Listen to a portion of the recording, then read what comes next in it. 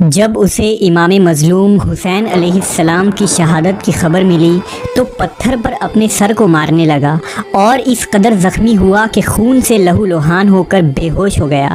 وہ اس وقت قید میں تھا۔ وہ افسوس کرنے لگا کہ اپنے امام کی مدد کے لیے کربلا نہ پہنچ سکا۔ اس نے یہ قسم کھائی کہ جس دن بھی وہ قید سے رہا ہو کر باہر نکلے گا، بحکم خدا تمام قاتلین حسین اور یزیدیوں کو اس طرح قتل کرے گا کہ لوگوں کو بخت نصر کا قتل یاد آ جائے گا۔ یہ شخص کون تھا؟ امام حسین سے اس کا کیا تعلق تھا اور اس نے یزیدیوں کو کیوں قتل عام کیا تھا؟ اس ویڈیو میں ہم اس تاریخی شخصیت کا مکمل احوال جانیں گے۔ غم حسین میں ڈوبا یہ مجاہد مختار ثقفی کے نام سے جانا جاتا ہے، جس نے امام حسین علیہ السلام کے قاتلوں کو موت کے گھاٹ اتار کر مسلمانوں کے کلیجوں کو ٹھنڈک پہنچائی تھی۔ مختار کہا کرتا تھا کہ خدا کی قسم، اگر حسین ابن علی کے قصاص میں قریش کے 2/3 حصے بھی قتل کر دیے جائیں تو امام علیہ السلام پر جو ظلم ہوئے وہ 1 انگلی کے برابر بھی نہیں ہوگا۔ مختار کا پورا نام مختار ابن ابو عبید ثقفی تھا۔ ان کے والد ابو عبیدہ نبی صلی اللہ علیہ وسلم کے جلیل القدر اصحاب میں شامل تھے اور حضرت عمر کے دور میں جنگ قادسیہ میں جہاد کرتے ہوئے میدان جنگ میں شہید ہوئے تھے۔ مختار کا تعلق عرب کے مشہور و معروف قبیلہ بنو ثقیف سے تھا۔ ابن اسیر نے مختار کو صحابہ میں شامل کیا ہے، جبکہ اکثر مورخین نے اسے تابعین قرار دیا ہے۔ مختار کو لوگ کیسان کہا کرتے تھے۔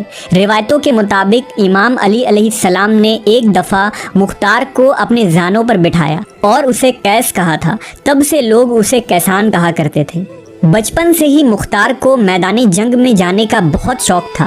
جب مختار 13 سال کا تھا اس وقت مسلمانوں اور فارسیوں کے درمیان جنگ قادسیہ لڑی گئی تھی۔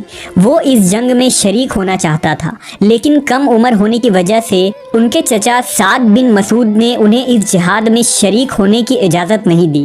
اس جنگ میں مختار کے والد اور بھائی شہید ہو گئے۔ مختار نوجوانی سے ہی نبی صلی اللہ علیہ وسلم کے آل و اولاد اور اہل بیت سے نہایت ہی عقیدت و محبت رکھتا تھا۔ جب یزید بن معاویہ تخت نشین ہوا اس وقت مختار کوفہ میں تھا۔ جب اسے خبر ملی کہ امام حسین نے یزید کے ہاتھوں پر بیعت کرنے سے انکار کر دیا ہے تو اس نے امام علیہ السلام سے رابطہ کیا اور کوفہ و بصرہ کے لوگوں کو اس بات پر آمادہ کیا کہ وہ امام علیہ السلام کے ساتھ مل کر بنو امیہ کی حکومت کا تختہ پلٹ دیں، کیونکہ امام علی مقام دنیا اور آخرت کے امام اور مسلمانوں کے رہنما ہیں۔ لہٰذا امام حسین کی حمایت کرنے اور لوگوں کو یزید کے خلاف بغاوت پر آمادہ کرنے کے جرم میں یزید کے ظالم گورنر عبید اللہ ابن زیاد نے مختار کو حراست میں لے لیا۔ اسے 100 کوڑے لگائے اور ان کی ایک آنکھ کو زخمی کر کے قید میں ڈال دیا گیا۔ 10 محرم سن 61 ہجری کو امام حسین اور آپ کے ساتھیوں کو میدان کربلا میں بے رحمی کے ساتھ شہید کر دیا گیا اور آپ کے سر کو کاٹ کر ابن زیاد کے دربار میں پیش کیا گیا۔ ابن زیاد کے حکم سے مختار کو امام حسین کے سر کو دکھانے کے لیے دربار میں بلایا گیا۔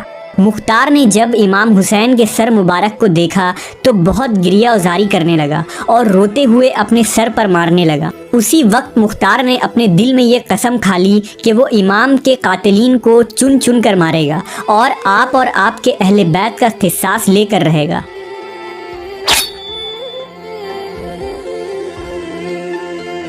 کچھ دنوں بعد ابن زیاد نے مختار کو قید سے رہا کر دیا اور اسے حکم دیا کہ وہ کوفہ سے باہر چلا جائے۔ مختار ثقفی نے کوفہ کو خیر آباد کہا اور اپنے سینے میں دہکتے ہوئے بدلے کی آگ کو لے کر طائف چلا گیا۔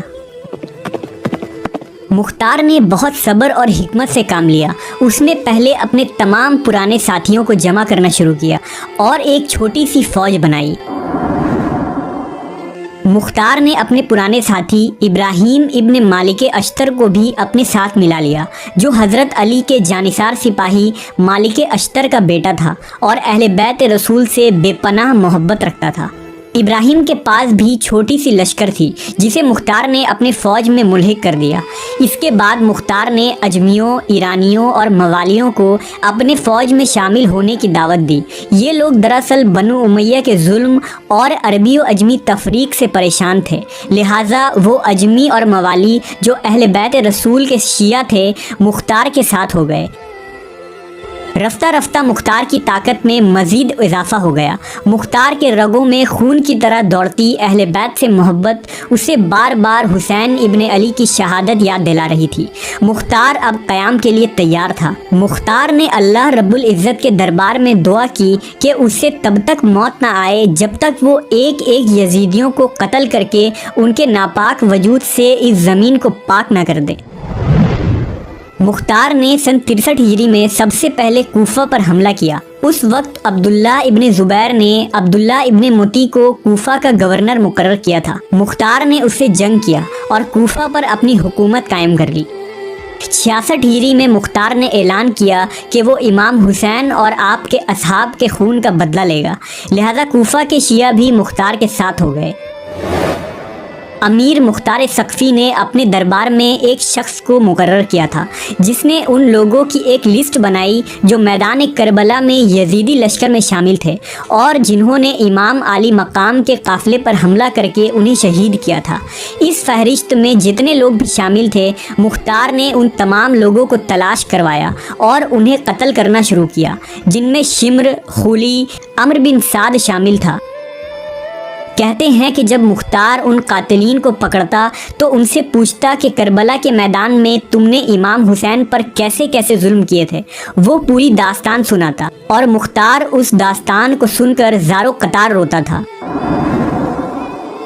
سن 67 ہجری میں مختار کے سپہ سالار اور ساتھی ابراہیم اشتر نے عراق کے مقام موصل پر ابن زیاد سے جنگ کر کے اسے بھی قتل کر ڈالا۔ ابن زیاد وہی شخص تھا جس نے امام حسین کے کٹے ہوئے سر مبارک پر چھڑیاں مار کر بے حرمتی کی تھی، لہذا مختار نے ابن زیاد کے کٹے ہوئے سر کو کوفہ بھیجنے کا حکم دیا اور بالکل اسی مقام پر اس کے سر کو رکھا جہاں اس نے امام حسین کا سر رکھا تھا۔ ترمذی شریف کے روایت کے مطابق جب ابن زیاد کے سر کو کوفہ کی مسجد میں رکھا گیا تو ایک سانپ ظاہر ہوا اور اس کے ناک کے ایک نتھوں میں داخل ہو کر دوسرے سوراخ سے نکل گیا۔ اس طرح اس سانپ نے 3 دفعہ یہ عمل کیا اور وہاں سے چلا گیا۔ یہ عبرتناک منظر کو اہل کوفہ نے اپنے آنکھوں سے دیکھا۔